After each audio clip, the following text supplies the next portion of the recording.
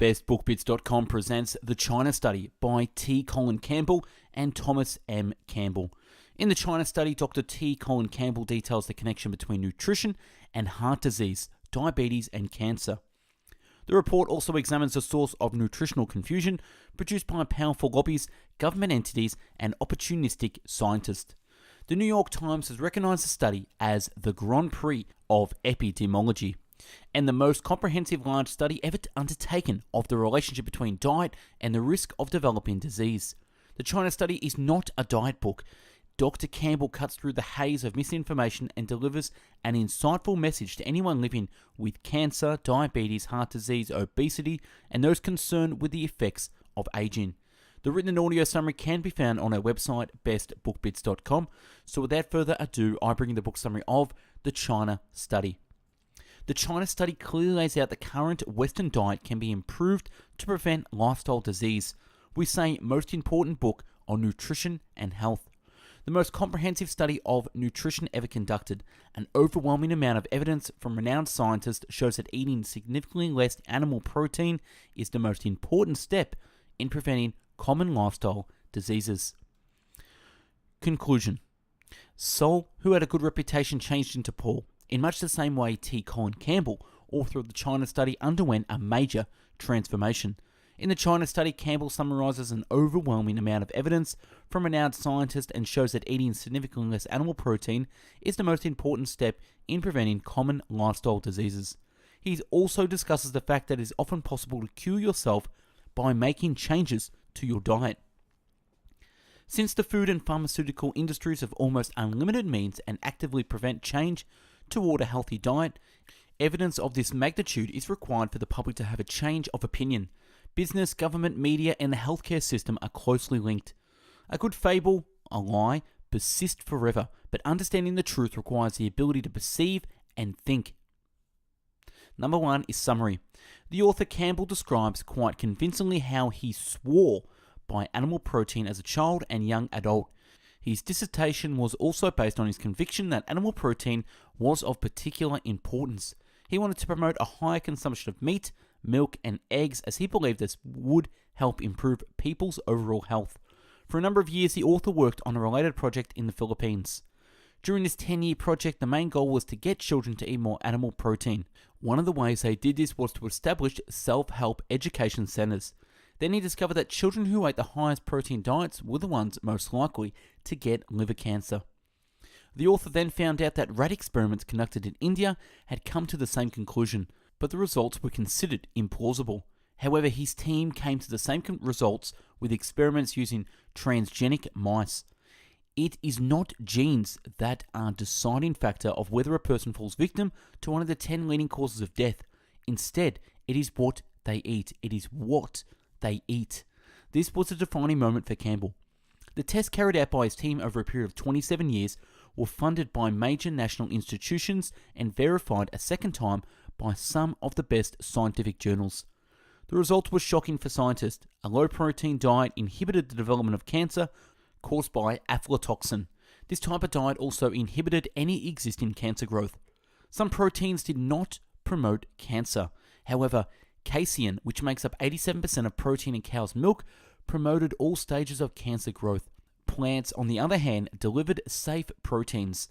Dr. Campbell writes how 4 decades of biomedical research and results of long-term studies have shown with provocative results that a healthy diet can save your life. He then lists out the following benefits.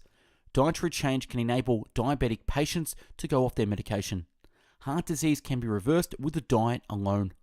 Breast cancer is related to levels of female hormones in the blood, which are determined by the foods we eat. Consuming dairy foods can increase the risk of prostate cancer. Antioxidants found in fruits and vegetables are linked to better mental performance in old age. Kidney stones can be prevented by a healthy diet. Type 1 diabetes, one of the most devastating diseases that can befall a child, is convincingly linked to infant feeding practices. He came to these conclusions after conducting a massive human study in which 6,500 Chinese from rural areas in several different provinces of China participated. 2 universities in the United States and 1 in China worked jointly on the project under the direction of the author. Finally, Campbell concludes that the boundaries between politics, government, and the food industry, pharmaceutical companies, science, and medicine have blurred over time. Justice and health are the losers. Since this is not recognized for what it is more dangerous than corruption. The result is massive amounts of misinformation, for which average American consumers pay twice. They provide the tax money to do the research, and then they provide the money for their healthcare to treat their largely preventable diseases. Personal comments. Since these facts are so contrary to the information provided by the food industry, government, medicine, and others, you may find them hard to accept unless you have already discovered the information on your own or you actually read the book, which contains overwhelming evidence from studies of many leading scientists. The introduction, which is more than 8 pages long, contains several interesting statements, such as the following. But the real science has been buried under a clutter of irrelevant or even harmful information, pseudoscience, fad diets, and food industry propaganda. The general public really doesn't eat a healthy diet, and this is reflected in large number of lifestyle diseases. These usually only develop after a few decades, similar to the problems connected with tobacco smoking. This book, however, is addressed to typical Western consumers who probably think they are eating a healthy diet. The dangers is that we often don't notice that our health is deteriorating because this happens very slowly over several decades, and we often look to those around us when it comes to determining what is right or healthy. We consider lifestyle diseases normal. Calories consumed by the world population. In 1961, the average was 2,250 calories per day. Fast forward to 40 years later in 2001, average is 2,800 calories per day. Number 2 is book review. Dr. Campbell states that he was part of the system at the highest level for nearly 50 years at that point. He also describes why we are now where we are. For this, he lists out several important points. Synthetic chemicals in the environment and in your food, as problematic as they may be, are not the main cause of cancer. The genes that you inherit from your parents are not the most important factors in determining whether you fall prey to any of the 10 leading causes of death. The hope that genetic research will eventually lead to drug cures for diseases ignores the more powerful solutions that can be employed today. Obsessively controlling your intake of any one nutrient, such as carbohydrates, fat, cholesterol, or omega-3 fats, will not result in long-term health. Vitamins and nutritional supplements do not give you long-term protection against disease. Drugs and surgery don't cure the diseases that kill most Americans. Your doctor probably does not know what you need to do to be the healthiest you can be. Part 1, the China study. The actual China study is covered in the chapter Lessons from China on 40 pages. Before this, we learn interesting things about Campbell's life that also show how he made the transformation from a soul to a Paul. In a biblical sense, something that only few people are able to accomplish. The rest focuses on the findings from the China study and the reasons why these have not yet been truly put into practice. 2.1 Problems we face, solutions we need. Campbell includes a graph showing that 47% of men and 38% of women are likely to contract cancer. Readers can see that the cancer death rates increased from 1972 to 1992 rather than decreased. At the same time, the percentage of obese BMI equals over 30% people in the population more than doubled from 1976 to 1999. Expenses for diabetes alone are around $100 billion a year. In the meantime, treatment costs have spiraled out of control. In 1997, $1 trillion, or $3,912 per person, went on healthcare in the US. This is more than twice as much per person as compared to Japan, $1,760, which, if we disregard microstates like Monaco, is the country with the highest life expectancy. Germany spent $2,364 per person.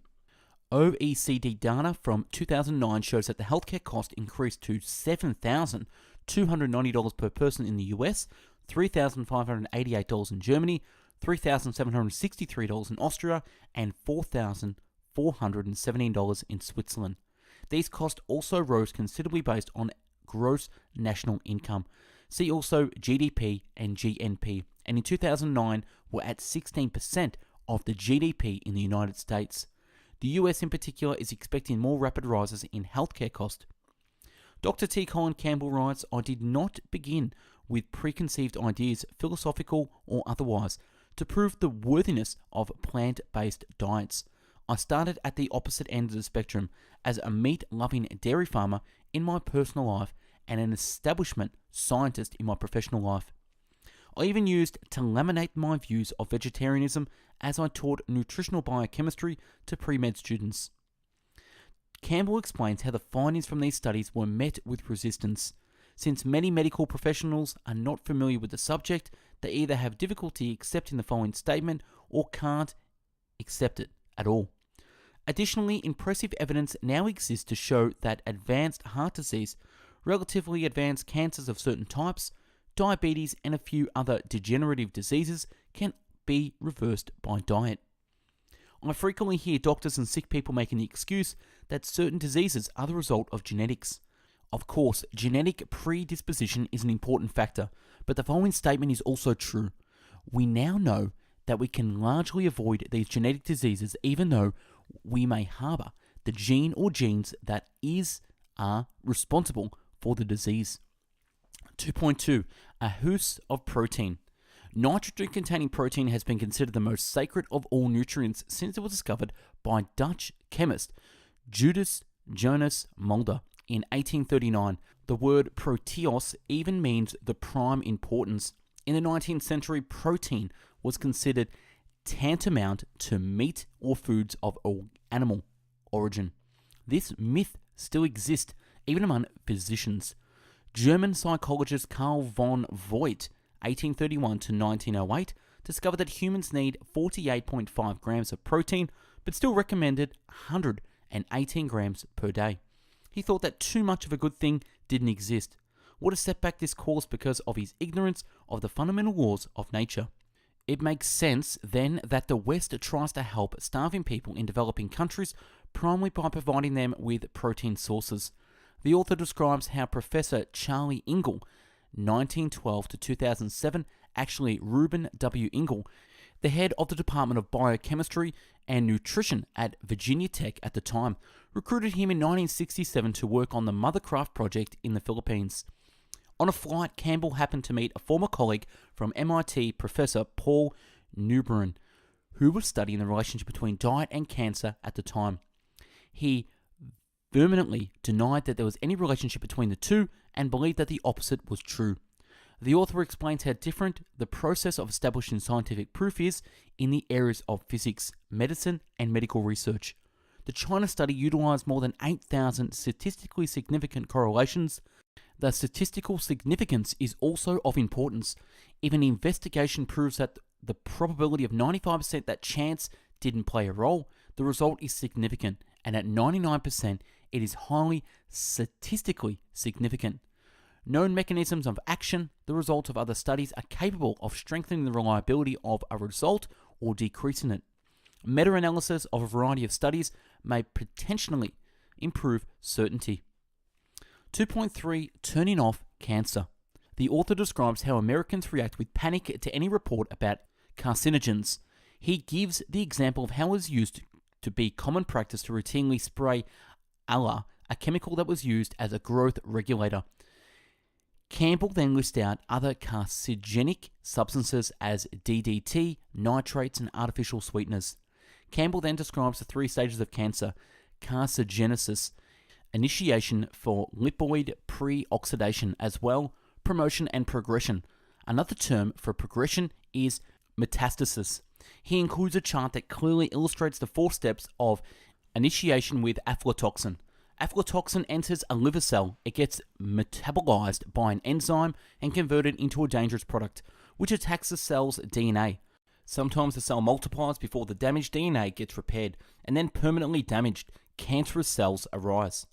As part of a study he conducted, Campbell investigated the mixed function oxidase MFO enzyme, which is very complex and acts as a catalyst to convert various materials. This serves to detoxify aflatoxin, but also activates in converting it into aflatoxin metabolites. Just changing the amount of protein consumed strongly alters the enzyme activity, catalytic activity. An intake of 10% protein is already considerably more than humans need, but 10% is recommended in order to ensure adequate intake for virtually everyone. Anything above that is harmful. Americans consume approximately 15 to 16% protein. As comparison, a 1.5 ounce 45 gram porterhouse steak contains 13 grams of protein. After obtaining these results, Campbell had David Schultzinger examined whether or not plant protein acted the same way. The answer is no. Plant protein did not promote cancer, but cow's milk protein did. The findings of these experiments: nutrients from animal-based foods increased tumor development, while nutrients from plant-based foods decreased tumor development.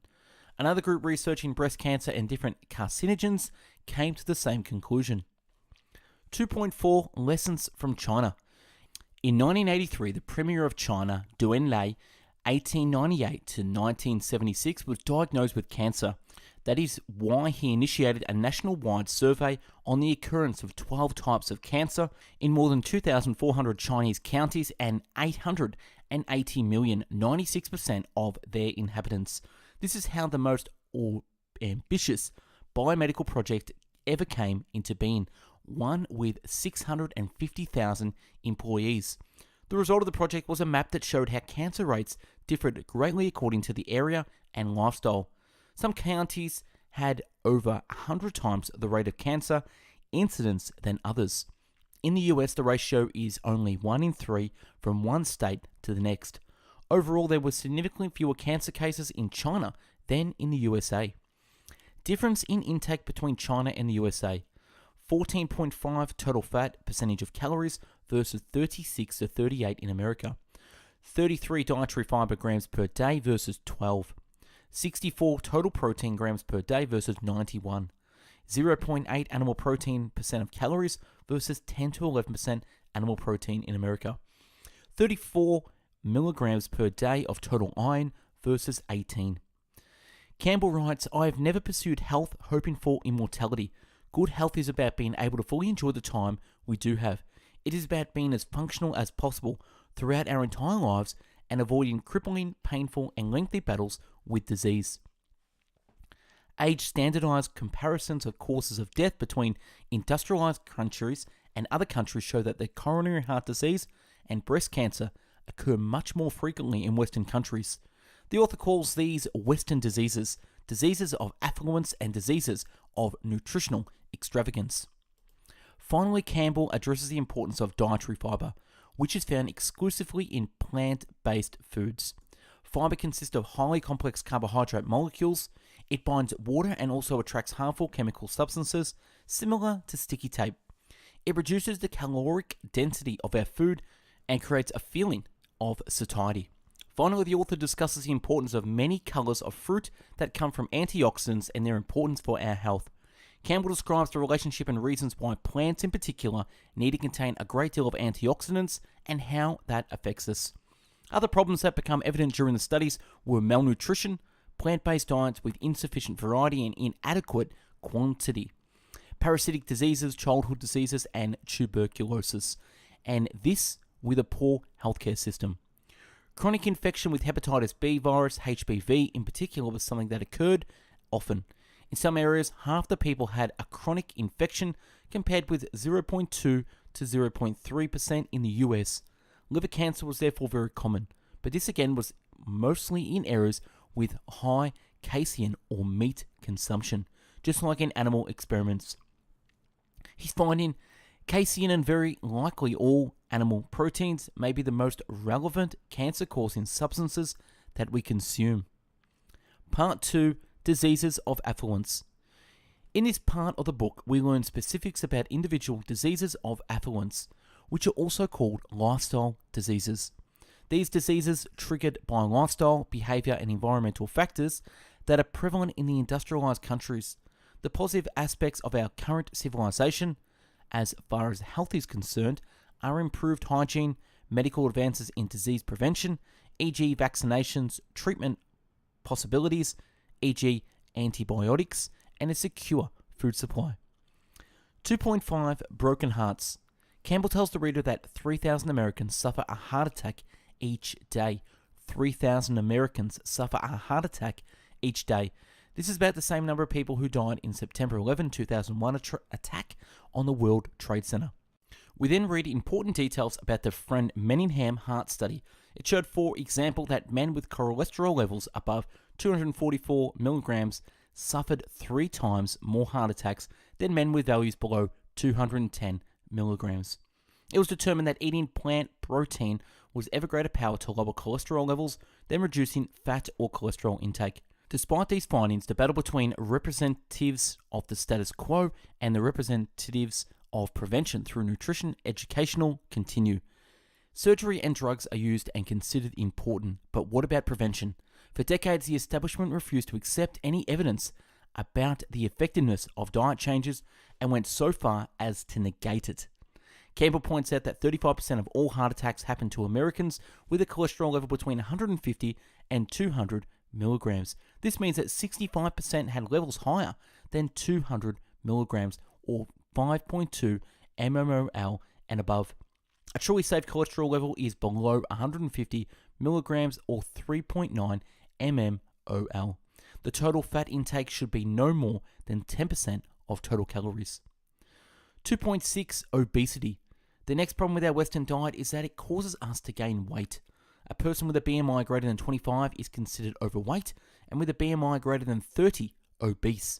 Approximately 15% of children and adolescents in the US between the ages of 6 and 19 are overweight or obese, and another 15% are at the risk of becoming overweight. Campbell describes the consequences for adults, the things they may not be able to do because they are overweight or obese.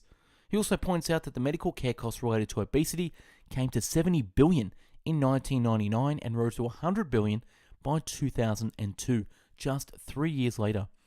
The $30 to $40 billion spent on preventative measures, special diet plans, and pills is not even included. The author writes, some people became vegetarian only to replace meat with dairy foods, added oils and refined carbohydrates, including pasta made with refined grains, sweets, and pastries. I refer to these people as junk food vegetarians because they are not consuming a nutritious diet. The author also discusses the importance of regular physical activity and thermogenesis, which is the production of body heat. He observes that vegetarians have a slightly higher rate of metabolism during rest, meaning they burn up slightly more of their ingested calories as body heat rather than disposing them as body fat. He does not say that natural vegetarian food would be harder to digest. 2.7 Diabetes. A graph from H.B. Himsworth shows the relationship between diet and death rate due to diabetes at around 1925, a time when today's treatment methods didn't yet exist. It clearly demonstrates as carbohydrate intake goes up and fat intake goes down, the number of deaths from diabetes plummets from 20.4 to 2.9 per 100,000 people. Campbell describes several studies that all point in the same direction. Less animal-based food equals less diabetes. Less animal-based food equals less diabetes. This is difficult to imagine. Studies in England and Wales during the war and immediately thereafter, from 1940 to 1950, demonstrated the same pattern. Since people were eating fewer animal-based foods during this time, the rate of diabetes dropped significantly. 2.8 Common cancers: breast, prostate, large bowel. Campbell discusses breast cancer first. He goes over the genetic risk factors BRCA1 and BRCA2 and the greater impact one's lifestyle has. He states that if a problem is recognized earlier, that doesn't automatically mean a prolongation of life. He summarized several studies, some of which suggest that anti-estrogen tamoxifen can prevent the occurrence of breast cancer. However, European studies have denied any statistically significant benefits of tamoxifen and instead stress the risk of stroke, uterine cancer, cataracts, deep vein thrombosis, and pulmonary embolism. It is known as colorectal cancer, including a rectal cancer, is very different from culture to culture. Previously, genetic differences were thought to be the cause, but today science recognizes lifestyle as the actual cause. The China study also strongly confirms this. The author recommends a colonoscopy every 5 to 10 years, starting at 50, and at risk patients starting at 40. Genetic predisposition to colorectal cancer is effective for only 1 to 3%, but previous incidence in the family is more significant. Family members also tend to have similar eating habits. Regarding prostate cancer, the author explains that about half of all men over 70 have latent prostate cancer, but only 7% of those diagnosed with prostate cancer die within 5 years. He confirms that nutrition plays a key role as to whether prostate cancer develops or not. Surprisingly, one of the most consistent specific links between diet and prostate cancer has been dairy consumption. The author explains the widespread communities of nutrient professionals, researchers and doctors are, as a whole, either unaware of the evidence or reluctant to share it. Because of these failings, Americans are cheated out of information that could save their lives. 2.9 Autoimmune diseases. In this group of diseases, the body systematically attacks itself. This is difficult to treat, and the result is progressive loss of physical and mental function. The author lists out 17 autoimmune diseases, including multiple sclerosis, MS, type 1 diabetes, rheumatoid arthritis, thyroid disorders such as Graves' disease, vitiligo, and pernicious anemia due to type A gastritis. The author explains that immune system is a system and not an organ. It is like a military network that exists to ward off foreign invaders. He then explains its individual parts, their function, and how they work. The white blood cells form from stem cells in the bone marrow. Leukocytes are called B cells, bones. In addition, immature cells migrate to the thymus, which specializes them as needed.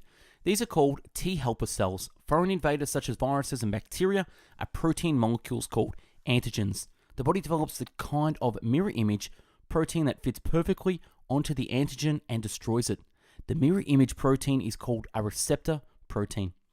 During the process of digestion, for example, some proteins slip into our bloodstream from the intestine without being fully broken down into their amino acid parts. One of the foods that supply many of the foreign proteins that mimic our own body proteins is cow's milk. We consider regular eating habits and common lifestyle diseases to be normal. Healthy eating habits, on the other hand, are thought to be weird. Only exercise is considered healthy. 2.10 Wide-ranging effects, bone, kidney, eye and brain diseases. Campbell tries to get us to seriously consider the very significant correlations between plant-based food and good health versus animal-based products and lifestyle diseases by discussing an overwhelming diversity and number of studies conducted by other researchers. You can support virtually any viewpoint with an individual study, but when thousands of scientific studies show a predominantly plant-based diet leads to better health, people should pay attention. In regards to osteoporosis, he shows that regions where people consume more cow's milk and dairy products also have a greater incidence of osteoporosis and vice versa. American women over 50, for example, have one of the highest rates of hip fractures in the world. Some European countries, Australia and New Zealand, consume more dairy products and have even higher rates. The fact that animal protein results in excess acid in the body has been known since the 1880s and was documented in 1920. But the body keeps the pH level in the blood very consistent at a pH of 7.36 to 7.44. It uses calcium as a very effective base to neutralize the acid. Since the calcium must come from somewhere, it is pulled out of the bones, which in turn weakens the bones enormously. He then gives some other advice on how to decrease your risk of osteoporosis. Plenty of calcium is available in a wide range of plant foods, including beans and leafy vegetables. As long as you stay away from the refined carbohydrates like sugary cereals, candies, plain pastas, and white breads, you should have no problem with calcium deficiency. In this case, he is speaking to people who live exclusively or almost vegan. In addition, he mentions that excessive salt consumption can be a problem. Campbell next discusses a variety of eye problems. What we eat at meals primarily has an effect on cataract, clouding the lens in the eye, and macular degeneration. Millions of older Americans suffer from the diseases such as these. Antioxidants from fruits and vegetables can play a significant role in preventing this disease. The author explains the relationships involved and discusses 2 authoritative studies. The findings of these 2 studies suggest that as much as 70 to 88% of blindness caused by macular degeneration could be prevented if the right foods are eaten. Old age is often accompanied by a slowing decrease in ability to remember and think. Some people, however, develop dementia, which ultimately becomes a life-threatening mental disorder. This includes vascular dementia, a disease caused by multiple small brain strokes, and Alzheimer's disease. Alzheimer's disease is about 4 times more common. With Alzheimer's, the protein amyloid beta accumulates in important parts of the brain as a plaque. Animal-based foods lack antioxidant shields and tend to activate free radical production and cell damage, while plant-based foods, with their abundant antioxidants, tend to prevent such damage. Studies on children of people who, for example, left Africa or Japan and adopted the Western lifestyle clearly demonstrate that lifestyle is much more important than genetic predisposition. Sometimes this is unavoidable, but in other circumstances the manner of research is foolish and has no practical relevance. The Framingham study showed, for example, that for every 3 additional servings of fruits and vegetables a day, the risk of stroke will be reduced by 22%. The author reasons that with a radical change in diet, the risk reduction can get close to 100%. He describes a large number of studies that, for example, also showed that low homocysteine levels and high folate levels are desirable. He further describes how friends and people he grew up with often said they considered him to be a health nut and that they would eat a steak whenever they wanted to and smoke and do whatever else they wanted. Some of them have already died while others are living in nursing homes. The author himself is 80 years old, born in 1934, and is still enjoying the benefits of having a healthy and strong body. Part 3, The Good Nutritional Guide. Campbell shares 2 common adages with readers. Americans love hogwash and Americans love to hear good things about their bad habits. Very little of the nutritional information that makes it to public consciousness is soundly based in science, and we pay a grave price. One day olive oil is terrible, the next it is healthy. One day eggs will clog your arteries, the next they are a good source of protein. One day potatoes and rice are great, the next day they are the gravest threats your weight you will ever face. 2.11 Eating Right, 8 Principles of Food and Health. Drs. Campbell's begin this chapter with 20 reasons why you should choose a healthy lifestyle, and those of us who are 50 or older don't want to look younger, feel younger, have more energy, and avoid impotence for as long as possible. But we can achieve even more with a better lifestyle. His 8 principles are as follows. Number 1, the whole is greater than the sum of its parts. 2, vitamin supplements are not a panacea for good health. 3, there are virtually no nutrients in animal-based foods that are not better provided by plants. And 4, genes do not determine disease on their own. 5, nutrition can substantially control the adverse effects of noxious chemicals. 6, the same nutrients that prevent diseases in its early stages before diagnosis can also halt or reverse disease in its later stages after diagnosis. 7, nutrition that is truly beneficial for one chronic disease will support health across the board. And 8, good nutrition creates health in all areas of our existence. All parts are interconnected. 2.12 How to Eat. Campbell opposes deprivation and complex weight loss plans that usually only lead to a yo-yo effect. He writes, my advice is to try to eliminate all animal-based products from your diet, but not obsess over it. However, this requires a radical change in your thinking. Cutting out only some animal products simply takes more work. He believes that a radical change just 1 month to try it out is much better. Give it 1 month. You've been eating cheeseburgers your whole life. A month without them wouldn't kill you. Campbell emphasizes the fact that the large number of plant-based foods and herbs and spices available make it possible for you to have a varied and tasty diet, even without pasta and baked goods. Part 4, why haven't you heard this before? People who are new to this subject often wonder why they generally have heard the opposite, that milk and meat are practically the best types of food. The author explains why and begins with this statement. As long as you will come to see how much is governed by the golden rule. He who has the gold makes the rules. He who has the gold makes the rules. There are powerful, influential, and enormously wealthy industries that stand to lose a vast amount of money if Americans start shifting to a plant-based diet. Campbell doesn't believe that the industry pays scientists to cook the data or conduct other illegal activities. However, he writes the entire system, government, science, medicine, industry, and media, promotes profits over health, technology over food, and confusion over clarity. 2.13 Science, the Dark Side. The author first explains how great the need is for people with advanced cancer and how, by the end of the 1970s, Americans were spending $1 billion a year for various miracle cures. Dr. Colin Campbell outlines the positions he held in various organisations, societies, and committees. One of the following pages, he describes what he experienced there and how things work in this world on its own. Campbell concludes with the following: only someone familiar with the inside of the system can distinguish between sincere positions based in science and insincere, self-serving position. It far too often involves money, power, ego, and protection of personal interest above the common good. Very few, if any, illegal acts need to occur. You will only be able to really understand this statement by reading the 18 pages of this chapter. I'm surprised at how objectively cool he writes about it, as if it were just an ordinary news story. An American drama unfolds. 2.14 Scientific Reductionism. We learn how a recommendation must be greatly simplified so as to be understood by a large number of people. Campbell goes over how the 1982 National Academy of Sciences NAS report on diet, nutrition, and cancer, of which he was a co-author, was the first expert panel report that deliberated on the association of diet with cancer. It included chapters on individual nutrients, although they recommended getting those nutrients such as vitamins from natural foods and not pills or supplements. The report found its way to the corporate world and was used as a money-making opportunity. The next thing you know, vitamin pills are being advertised as products that prevent cancer.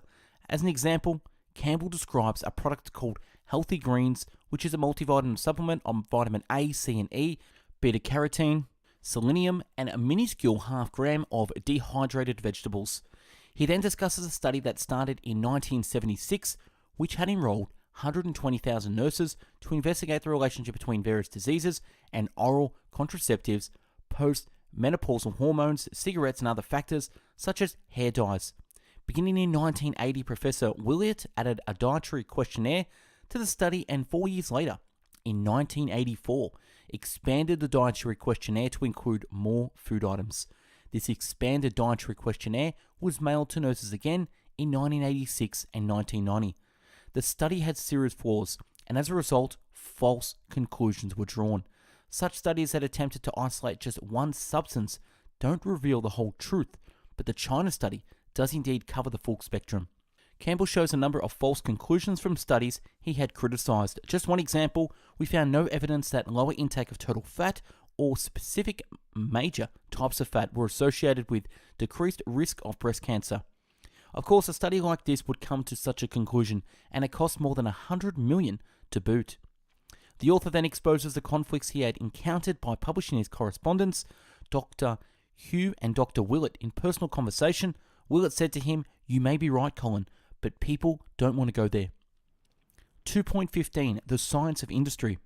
In this chapter, the author shows just how much power the industry has by listing several sales figures. The author then lists a number of industry groups that work to increase general demand for their products.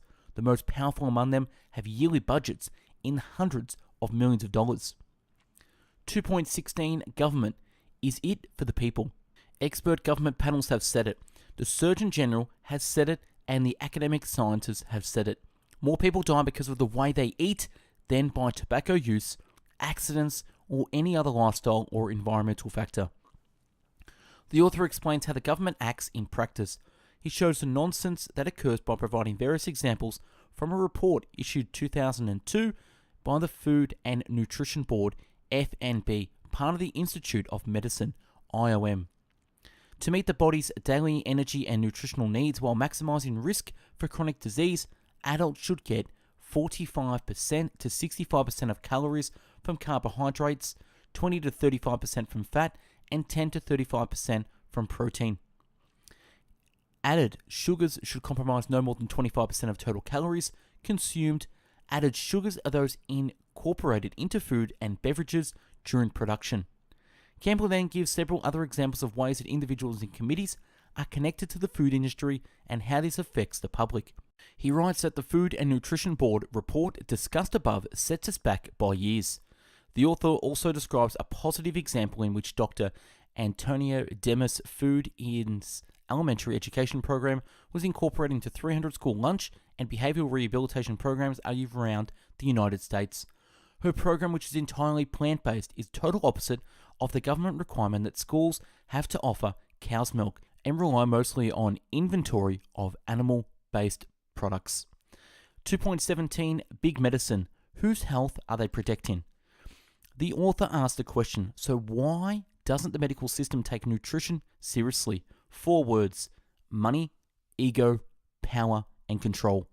The author isn't referring to individual doctors, but instead to the system with which they work, the system that should be responsible for promoting good health. He tells us the story of the successful surgeon, Dr. Esselstyn. After Esselstyn read the book, The McDowell Plan by John A. McDowell, he realized that patients who ate a lot of meat, fat, and refined foods needed to be treated with a low-fat, plant-based diet. In the next section, Hooked on Drugs, the author describes the ties between the medical profession and the drug industry. For example, big companies pay PR agencies to write scientific articles and then find researchers who agree to be listed as the authors of these ghost-written articles. 20% of all new drugs have serious unknown side effects, and more than 100,000 Americans die every year from correctly taking their properly prescribed medication. On the following pages, the author describes the fates of the successful, if not exactly conventional medical doctors. Dr. McDowell, see the website www.drmcdowell.com, and Dr. Esselstyn. Both Esselstyn and McDowell have now been denied re-entry into the establishment after headline making a success at healing people with a nutritional approach. But just before that, he describes the following. An interesting situation is now developing. Just as with Dr. McDowell, many of the clinic bigwigs with big heart diseases have themselves gone to Esselstyn for treatment and lifestyle counseling. They know it works and they seek out the program on their own. 2.18 Repeating Histories. In 1985, during a sabbatical in England, Campbell had the opportunity to read much of the topic of diet and cancer at the Bodleian Library in Oxford and at the Royal College of Surgeons RCS and the Imperial Cancer Research Fund, now called Cancer Research UK in London. He found several books written by George McGowan, 1797 to 1882, who was a prominent surgeon in the early 19th century. He became vegetarian at the age of 40 after identifying grease, fat, and alcohol as being the chief causes of cancer. Please note how old he lived to be, which was remarkable for his time. He described the concept of the constitutional nature of the disease, and that a disease is not a result of the failure of a single organ or cell, it is the result of multiple systems throughout the body breaking down.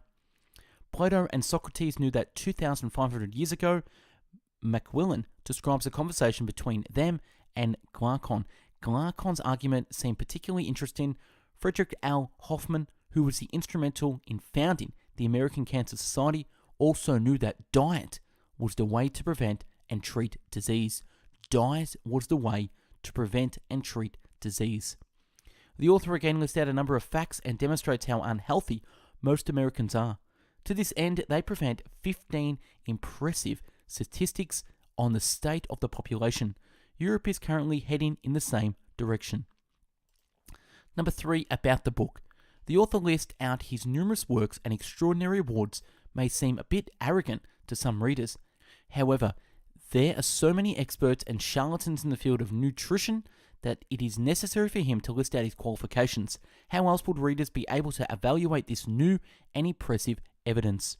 In the book, the author doesn't explain why he does this, but we are reading something from a highly respected top scientist and results from large-scale studies. These were conducted in collaboration with 2 US universities and numerous other professors. As the author and co-author, he has written 350 scientific papers. These have included large-scale human studies as well as animal studies. Collaboration with the Chinese for the China study began in the early 1980s. And that's a wrap on this massive summary on the China study. Subscribe to the channel and take a look at the hundreds of book summaries uploaded previously. To find hundreds of written summaries, check out our website, bestbookbits.com. And for hundreds of audio podcast summaries, find us on mixcloud.com/bestbookbits. If you like reading and want to get involved in sharing knowledge and spreading great book summaries, connect with myself by emailing info at bestbookbits.com to join us. Thanks for watching and listening, and I hope you got something from the China study. Have a great day. Take care.